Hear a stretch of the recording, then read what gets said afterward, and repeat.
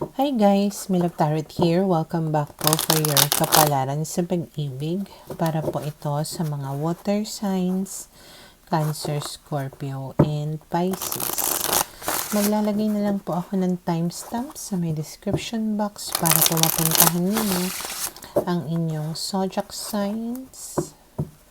Pero syempre, this is a general reading, kaya hindi po lahat ay makaka-relate. Okay, so we will start po with Cancer. Ano kaya ang posibleng pagdaraanan ng mga Cancer sa mga susunod na mga araw? Page of Swords, Four of Coins, High Priestess, and the Four of Swords. Malaki yung possibility na yung person ninyo ay air sign, Gemini, Libra, and Aquarius.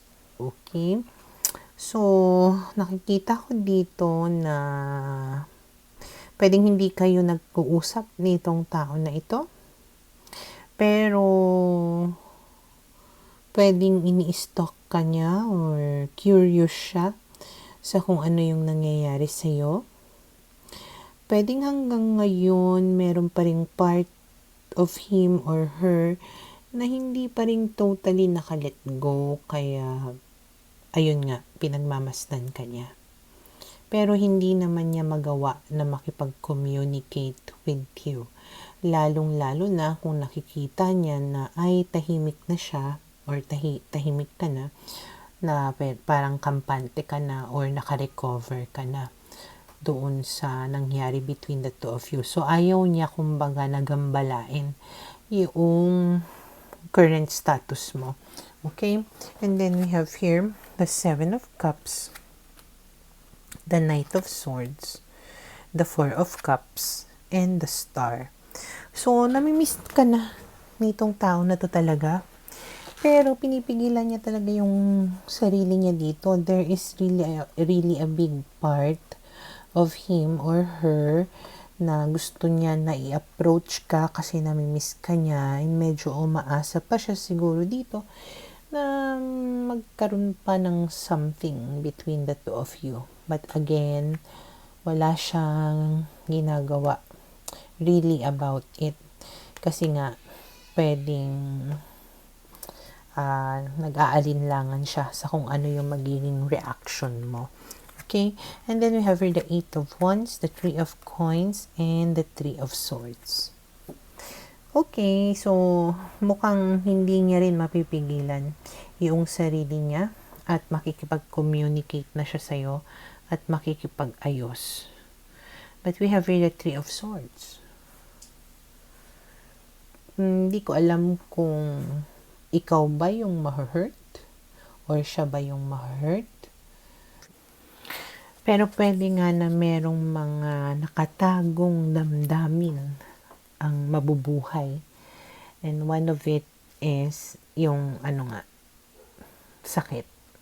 Okay? And then we have here the Five of Coins and the Ace of Coins. And dahil dyan, pwede kang malungkot muli.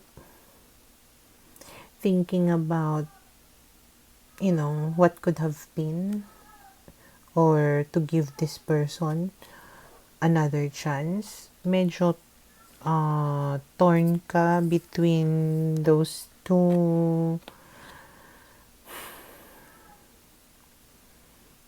Parang gusto mong makipag-ayos, pero ayaw mong masaktan.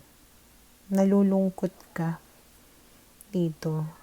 Kasi, di ba, syempre, dapat masaya ka na nakikipag-ayos siya, nakikipagbalikan siya, pero hindi ka masaya Mas nangibabaw sa'yo dito yung hurt, yung sadness. Okay? And then we have here the World card. So, ibig sabihin, you will end this chapter between the two of you. Okay? Na parang, that's it. Wala na. Ang nakaraan ay nakaraan, hindi na dapat pang balikan. Okay? So, for now, ito yung nakikita ko na posibleng mangyari sa mga Cancer.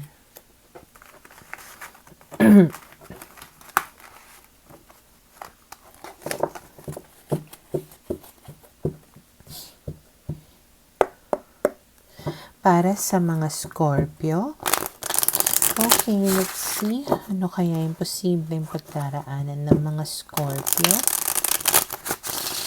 sa mga susunod na mga araw?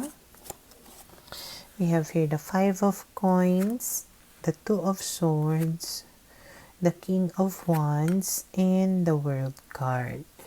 Okay, so maaaring makaramdam kayo ng kalungkutan sa mga susunod na mga araw na para bang hindi pa rin kayo sigurado sa kung ano yung dapat ninyo na gawin, lalong-lalo na kung parang nagtapos na nga yung relationship ninyo with someone.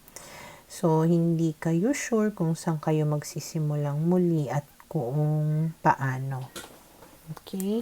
And then we have here the 6 of Cups, the Chariot, the Emperor, and we have here the King of Coins. Pero may chance na makipagbalikan sa inyo itong tao na ito. Okay, nasasabihin niya na handa ka na niyang panindigan, handa na siyang mag-commit sa'yo at to take nga yung relationship ninyo into the next level. Okay? And then we have here the 9 of Swords, the 8 of Coins, and the Justice card. Pwede rin kasi na siguro hindi ka rin niya maalis sa isipan niya, nakukonsensya siya, kaya siya makikipag-ayos sa'yo. And parang this time gusto niya na gawin kung ano yung tama. Okay? And then we have here the Ace of Swords, the Page of Coins. So, pwede nga na communicate yan with you. Maging open, maging honest sa iyo. At mag-promise siya sa'yo ng mga bagay para makampante ka or sasabihin niya sa'yo yung mga gusto niya na mangyari sa relationship ninyo. And then we have here the Sun. Ibig sabihin, magiging happy ka naman because of this. Okay? So, magiging positive, kumbaga, yung outlook mo or yung pwedeng mga mangyari sa'yo sa mga susunod na mga araw. Okay? So, for now, ito yung nakikita ko na posibleng mangyari sa mga Scorpio.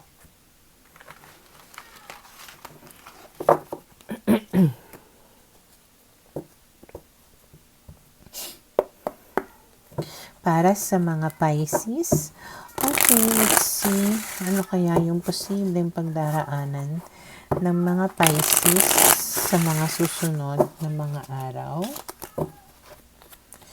We have here the Hangman, the Lovers, the Judgment card, and the 9 of Swords. Okay, so pwedeng sa mga susunod na mga araw ay ma-realize ninyo na parang wala namang nangyayari between you and your person. Parang stagnant. Pwedeng status quo, ganun. Walang asenso, walang pag-usad. Okay, so medyo gugulo yun sa isipan mo. Or pwedeng question mo na meron ba itong magandang patutunguhan? Magiging kami ba? Or magkukumit ba siya sa akin? Ikakasal ba kami? May future ba kami? Things like that. Okay? And then we have here the 6 of Coins, the Knight of Cups, the 3 of Swords, and the Ace of Swords. So, iniisip mo dito na, maibibigay niya ba sa akin talaga kung ano yung gusto ko? Pwedeng alam mo naman na mahal ka niya. Okay? May feelings naman talaga. Pero kumbaga hindi sapat yung feelings na yon. You want something more. You need something more. Okay? Na may mga iba ka pa na pangangailangan na kailangan na ma-meet. Hindi, kumbaga you cannot live, hindi ka pwedeng mabuhay sa pagmamahal lamang. Okay? So, medyo iniisip mo dito kung, makipaghiwalay na lang kaya ako. Okay? So, pwedeng magkaroon kayo ng pag-uusap nitong tao na ito, ng person mo, para kumbaga, maayos tong problema na ito or magiging honest and open ka sa kanya para kumbaga nga magawan ng paraan. Okay?